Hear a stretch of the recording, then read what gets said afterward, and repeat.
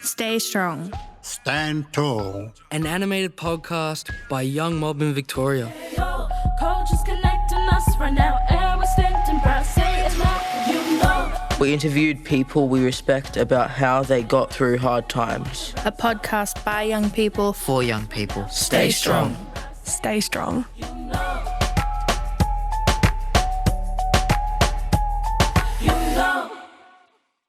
Content warning. This podcast discusses mental health, family violence, and alcohol use.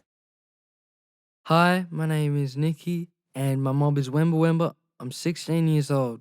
Today I'm interviewing Maurial Spearim. She's an actor, singer, songwriter, and creator. She shares her experiences with mental health and how to cope in grueling times.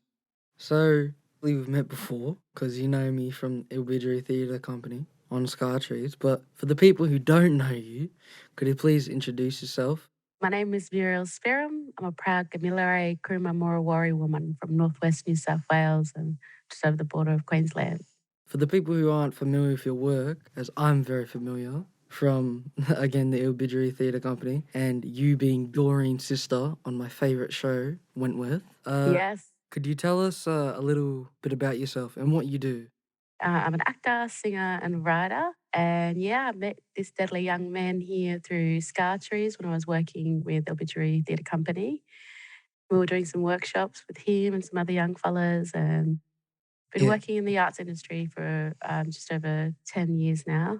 So, as we've both mentioned, we've worked together in that production. We worked with other young people.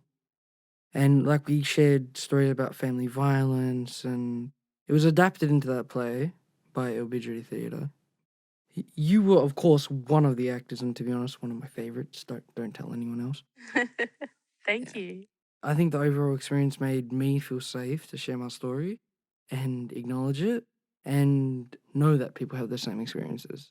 How important is it to share your experiences with one another? Because in total honesty, some people just don't like to do it because it's something that they fear or they're just not confident. But how important is it to you? It's definitely important to be able to share your stories, your experiences, what's going on inside your heart and your mind with those that you trust, that you feel safe with, and with those that you know have got your back 100% and that are going to support you in life, but also able to challenge you as well and get you out of your comfort zone or get you to be open about different point of views.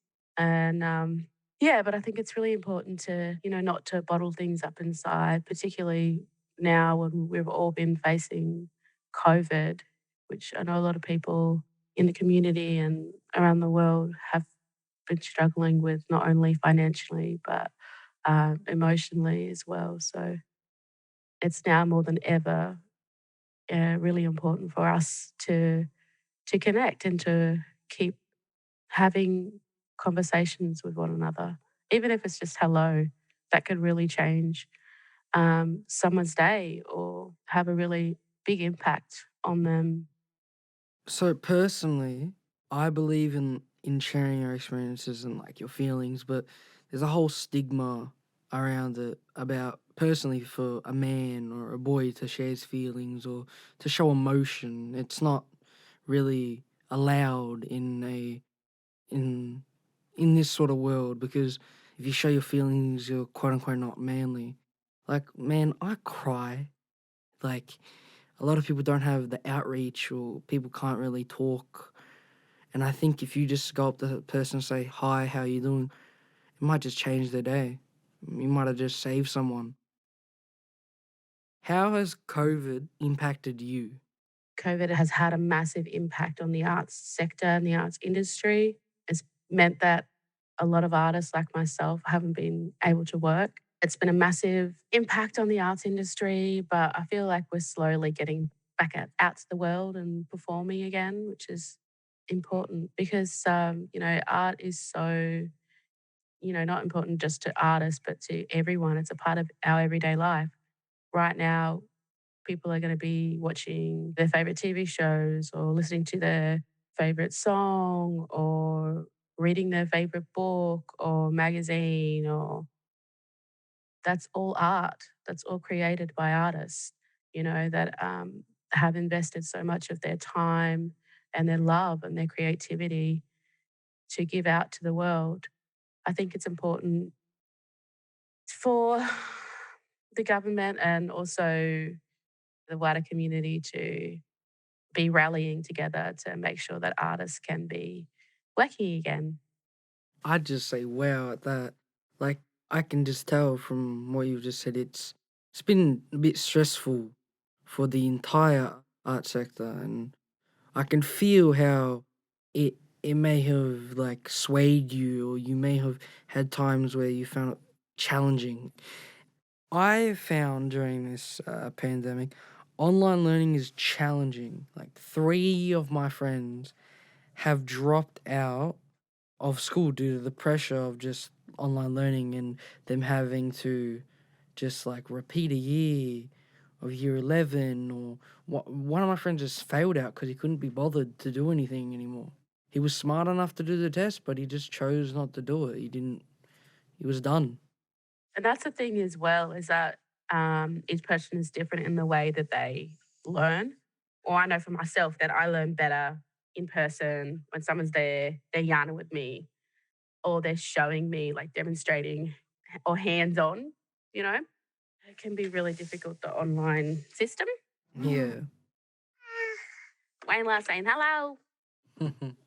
Here's my little man of the land in the background. You probably hear him. Hello. Hello. Have you ever felt like too much pressure and wanted to give up? Oh. I think we went through our first 3 COVIDs, and it was like the homeschooling, and then I think everyone was just getting cabin fever. Like, everyone was just sick of, being on top of each other. Yeah. And you weren't allowed to go to the park or anything. So everyone was just like stuck inside. Yeah. How Yeah. did you not give up in those struggling times? I think just taking it day by day, really. Mm. And also just taking like a moment to appreciate the things that I do have in my life, that I, have a supportive partner, a loving partner, that, I've got our kids here with us, that we get to look after them. Like, that's a privilege. Some people don't get to, have children or be able to look after children or anything. But also, having a meal on the table. Just, something that I like to do is just make my bed in the morning. That makes me feel clear once I've gotten up. I know that when I don't make my bed, that's on the days where I'm like a little bit more stressed, or where my anxiety is a little bit more, heightened. Then it's simple things like that, like making my bed or tidying up, and just taking moments to appreciate the things that I do have in my life. Trying not to get too stressed out, or and just like breathing, taking space and time just to slow down. Yeah. Yeah. Personally, the lockdown has made me feel alone. How has it made you feel? Yeah, no, definitely there has been moments of loneliness, and also anxiety, or like stress. I'm just like, okay, I'm just not going to put too much pressure on myself, and just take it one day at a time, and just, like kind of map it out for myself, if that makes sense. So then that's just makes my day a little bit easier. Like, make my bed, have breakfast, make sure the kids have breakfast, that kind of thing, which can be small, but like small little things, but those little things can just make me feel better. Yeah. Or watching Harry Potter. I love Harry Potter. So, Yeah. Watched the whole collection on Netflix already? oh, yeah. Yeah, the other week. I watched Wentworth in like less than a week. I was that invested because of the new season. We talked about the importance of sharing. Sharing my experience of lockdowns and the struggle has helped me a lot. Yeah, absolutely. Communication is always, important to have. Just yarn it out with someone, and or, like do something that's fun for you. What's going to bring you joy as well? You know what I mean? Like, put your favorite outfit on, even if you feel like crap. Like, put something on that's in your, cupboard, that you've been saving for that special day or whatever. Put it on, wear that outfit. Like, that can make you feel better. what's your favorite show, or go play, basketball, or, what is it for you that's going to lift your spirits? And, it's not a weakness to share what's going on inside. It's not a weakness to cry. It's not a weakness to scream. It's actually a power, and it's healing. You are allowing yourself to heal in those moments by opening up to the right persons or people that you trust. And you're not alone. What are some of the biggest struggles you have faced throughout your life? I think self-love, learning how to love myself and learning what good love is. Um, I think that's been definitely one of the struggles that I have had through my life is, healthy relationships. How did you learn self-love? If you could elaborate more on that. Hmm. I think, with being an actor, a performer, like it's no surprise that, there's a lot of things around weight, for instance. I think for me, struggling even with eating regularly, even drinking as well. Like, I think, I've been very fortunate and very lucky that I've had really amazing friends around me to make sure that I was okay in those moments where, yeah, sometimes my mental health was struggling a little bit more, and I wasn't taking care of myself the best way that I could. Do you know what I mean? And at times that would have been like drinking too much alcohol to numb the hurt and numb the pain, and, drinking to the point where it completely, and this has only happened a couple of times, 3 times in my life. And the third time I was like, that's it, never again. I'm never drinking to that point where, I don't remember. I don't even know how I got home. Do you know what I mean? Like, and I'm just lucky that I had friends that made sure, my sister girls and that made sure that, I got home safely, or going, that's a real big wake up call to go, all right, Muriel, you can't keep doing that to yourself. So what's going on here? What's actually underlying? And you need to start taking better care of yourself. And I think in terms of coming to that self-love, it's like, well, actually taking the time to stop and go, well, wait up. Why are you doing those things? Why are you hurting? And what is that pain? And, really working through that so that I can go, okay, well, actually, that's not my pain and that's not my hurt anymore. I'm not going to let that disempower me or disenable me. It's a journey through life. Yeah, as a young, woman living in the city. So, like for now, I don't really drink anymore. Obviously, I have kids and that too, but like I don't drink like then. But that was what I had to experience to be where I'm at, and also to find what love is for me, and how to love myself.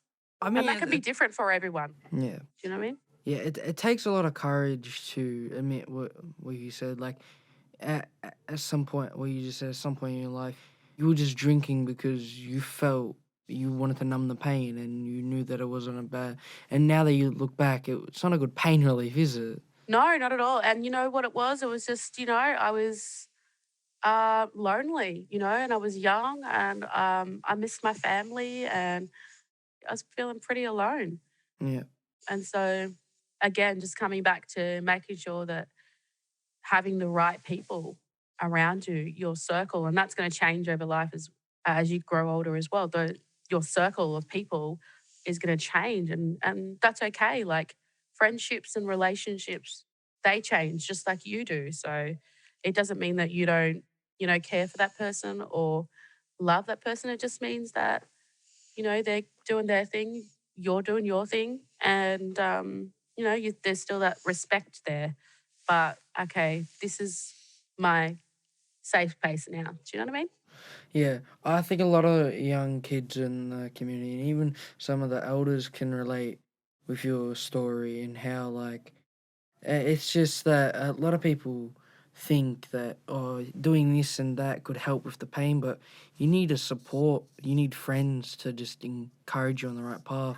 If they're bad friends, you cut them loose and you start over. You're never not going to have people. People will always be around you. We're social animals. We're bred to actually be around people. You're never alone. spot on. Yeah. Spot on. How do you stand tall and stay strong?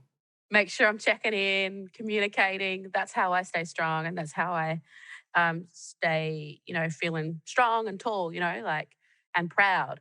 Is like just connecting with my family, my brothers, my sisters, my dad, and my mums, and my partner, kids, and family and friends. Like always, as best as we can, because yes, life happens, and you might not be able to talk to your friend or connect to your friend as much as you like to. But the good thing is about those good relationships is that it doesn't matter how much time you've spent together or apart, or, if you pick up the phone, it's like there's been no time. Do you know what I mean?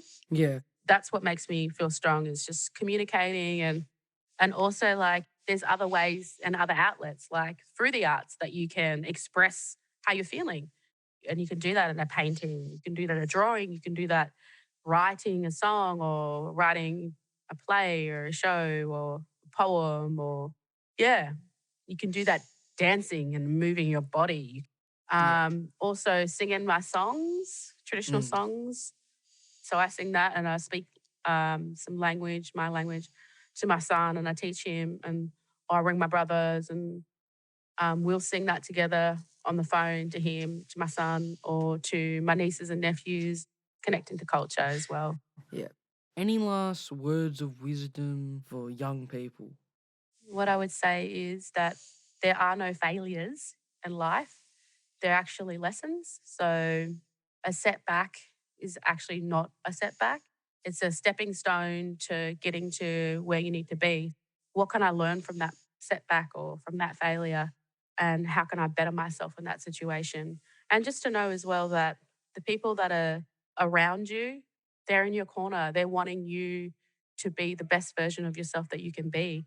And there's nobody in this world that will ever stop that. And the only one who can stop that is the one looking in the mirror, and that's you. So, in terms of doubt and that kind of stuff, throw it out the window. Don't worry. And it's okay to have fears, but grab those fears and go with them and like explore them. And really, you can do whatever you want to do. The doors are open. And even if you find out that something that you've decided on isn't what you want to do, then that's okay too, because it's like, again, that's not a setback. It's a stepping stone on the journey in your life to finding out what is your purpose. Just dream. Never stop dreaming. Go for your dreams. Yeah, I wish you all the best. I think we got the Miss Tony Robbins here. I think you should be a life coach of that word of wisdom. Well, thank you for being on the podcast today.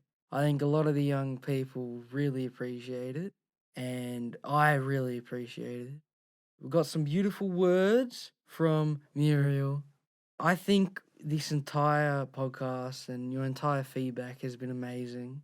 I just want to congratulate you because I know it's hard. You got a little one and he's just mucking around being a 2-year-old. I think we've all been there. Yeah. And that's the thing as well. Like, us mob, we like to laugh, have fun.